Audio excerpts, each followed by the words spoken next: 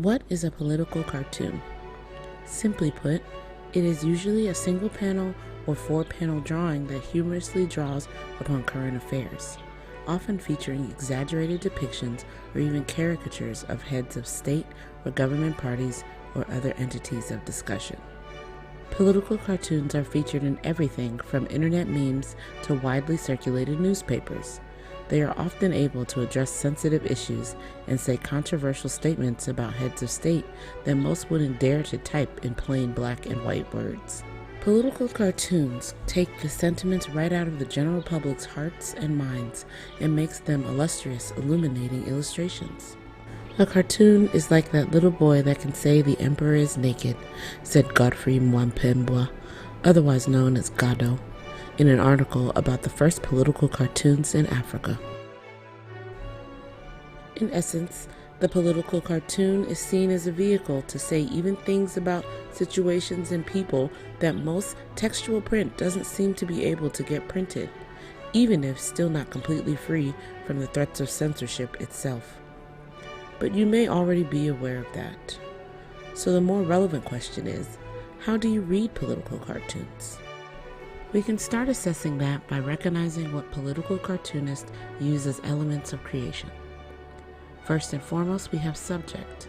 Current events are, most notably, the main focus of a political cartoon, where the cartoonist is either trying to comment, critique, capture a situation relevant to what's happening during the time of creation. The viewpoint is usually their own, although sometimes printed as editorial pieces for larger newspapers or magazines. The next main characteristic of a political cartoon is symbolism.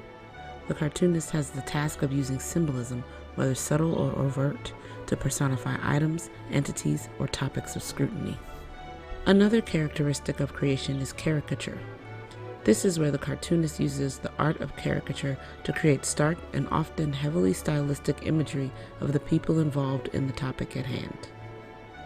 And the last characteristic to be noted for now is captioning. Not all cartoonists use it in the same way, but many cartoonists will label characters in their cartoon for clarity in helping readers ascertain the general message. That is just the starter pack, but given that information, you can now attempt to examine some political cartoons on your own. Take this image, made in 1970 by cartoonist Herbert L. Bloch. What do you think the subject is? What is being symbolized? Are there any caricatures in this imagery? What do you make of the captioning? What is the overall message you think Mr. Bloch was trying to convey with this piece? Would knowing what was happening in 1970 politically help you understand the message? Do you feel the message remains relevant today? Could this cartoon be used as a catalyst for discussion?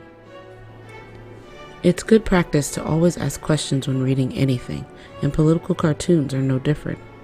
Doing so will not just help with keeping up with current events, but realizing how historical political cartoons can tell a story in history that might otherwise be quashed.